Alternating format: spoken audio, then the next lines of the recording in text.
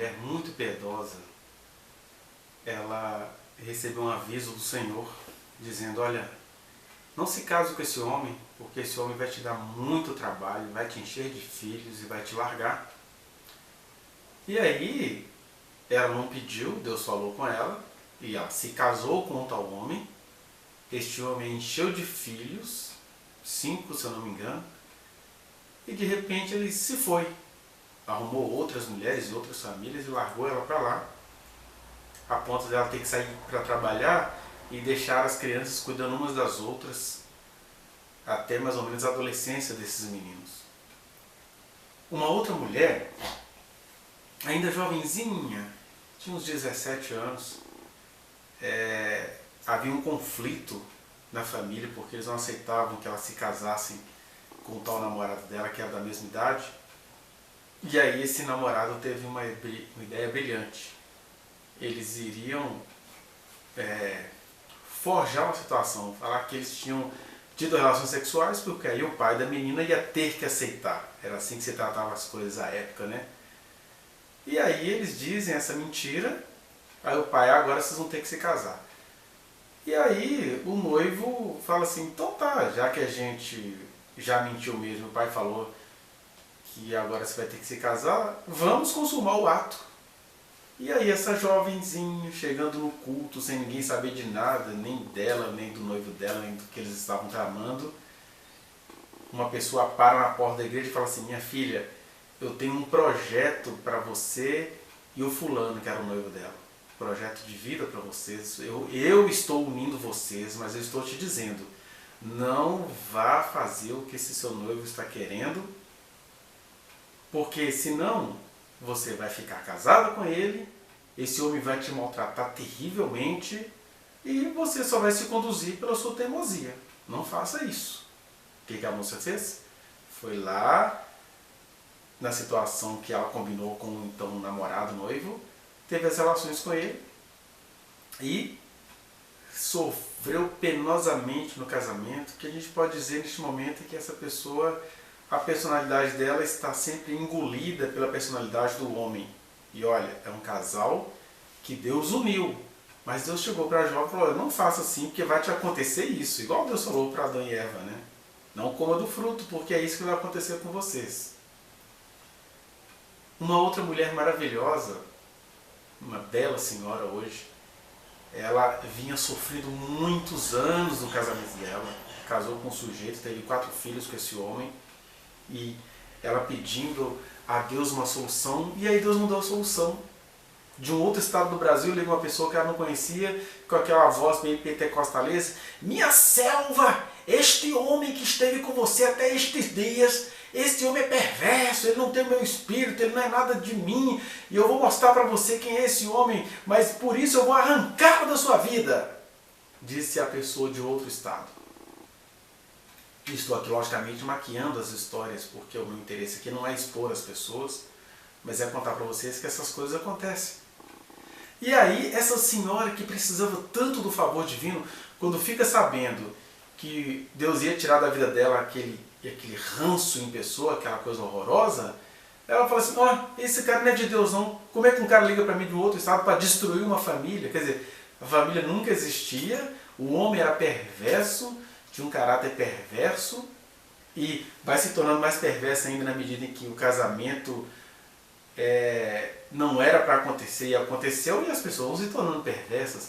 Aí o dia que Deus traz o livramento, vem essa senhora e diz, isso não é de Deus não, porque essa é uma profecia para destruir família. Que família que nunca existiu? Que família no sentido de que casamento? Porque os filhos que o casal teve são filhos maravilhosos. Por que eu inicio contando essas 3 histórias? Porque Deus é o Senhor de toda a terra e por motivos que pertencem a Ele, Ele chega às pessoas para falar com elas. Ele governa todas as coisas, mas Ele chega às pessoas para se comunicar com elas, para dar a elas diretrizes. E Ele fez isso com o povo. Ele é o Senhor de toda a terra, mas Ele resolveu falar com o povo. Quando Deus fala com o povo, ou quando Deus chega a indivíduos que graciosamente receberam a sua voz, Ele já chega sabendo que nós vamos vomitar toda a nossa perversidade diante dele. E é nesse contexto que o Cântico de Moisés tem de ser interpretado. O Cântico de Moisés está em Deuteronômio, no capítulo 32, é um cântico. Mas ele vai sendo ensaiado desde o capítulo 31, quando Moisés reúne o povo e fala assim, olha, Deus falou com vocês, Deus se revelou a vocês, Deus quis tudo de bom para vocês, mas vocês são a própria armadilha. Ele chega a mostrar esse grande desgosto, né? E o desgosto de Moisés ele não é sem razão. Há um desgosto certeiro em Moisés, porque Moisés sabia que todo esse trabalho da revelação divina, igual aconteceu com as 3 mulheres que eu mencionei no começo, e eu me lembrei desses testemunhos de 3 mulheres porque são mulheres com quem Deus sempre quer falar e elas ficam se subjugando a homens. Todas elas, a maioria das outras histórias que eu poderia trazer para vocês, são mulheres, inclusive, que caem nessas teorias nazifascistas, né, que não conseguem confiar no Senhor, mesmo o Senhor se revelando graciosamente a elas, apontando um pecado.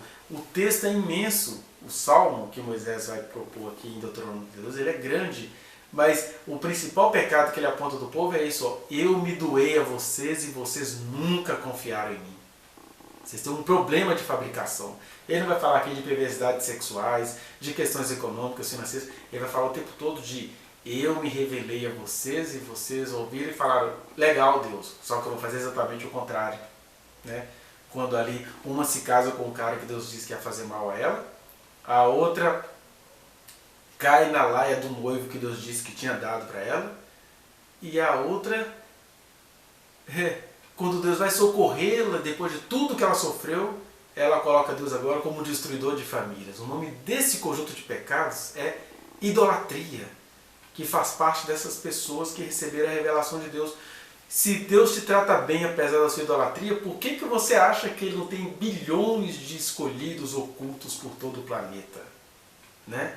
Porque essas pessoas ainda ficam vigiando a salvação dos outros. Ah, Deus não pode salvar gente assim. Deus não pode salvar quem faz isso. A África está amaldiçoada.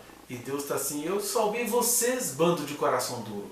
É mais ou menos essa tônica do Salmo de Moisés que está aqui em Deuteronômio 32. Então, esse desgosto certeiro de Moisés, porque o cuidado de Deus a quem ele se revela, geralmente é visto como um meio de se perverter. Todo o cuidado de Deus com o seu povo acaba sendo visto como um meio para eles se perverterem. Ah, Deus me deu bonança, né? Igual algumas pessoas da minha família que são muito abençoadas por Deus, falam assim, não, isso tudo é uma questão de esforço, o capitalismo é o melhor sistema. Essas coisas são assim mesmo, as pessoas perdem a compaixão, perdem o sentimento de acolhimento, falam, não, isso é uma questão de esforço. Vamos nos preocupar com a morte do CNPJ, as pessoas é uma coisa que a gente vai ver se der. São pessoas que usam todas as bênçãos que Deus dá a elas firmemente, copiosamente, para se perverterem. E aí, o que acontece quando a gente chega num ponto desse? É que o remédio para um povo que fica perdido na própria luz, perdido de tanta luz que recebeu, é ser tratado como um não povo. O segredo para um povo que se perdeu na luz que recebeu de Deus é acabar sendo tratado como um não povo. A única linguagem que esse povo entende é a linguagem da ausência. Alguém fala assim, está repreendido todo esse mal, mas a quem muito Deus dá, muito Deus vai pedir. Porque, no geral, Deus deixa os seres humanos procurarem conquistar as suas questões. É igual Jacó e Esaú. Esaú era um homem guerreiro que construiu seu estado, sua fortuna. Jacó, Deus resolveu dar as coisas para ele por um motivo de missão, por questões históricas.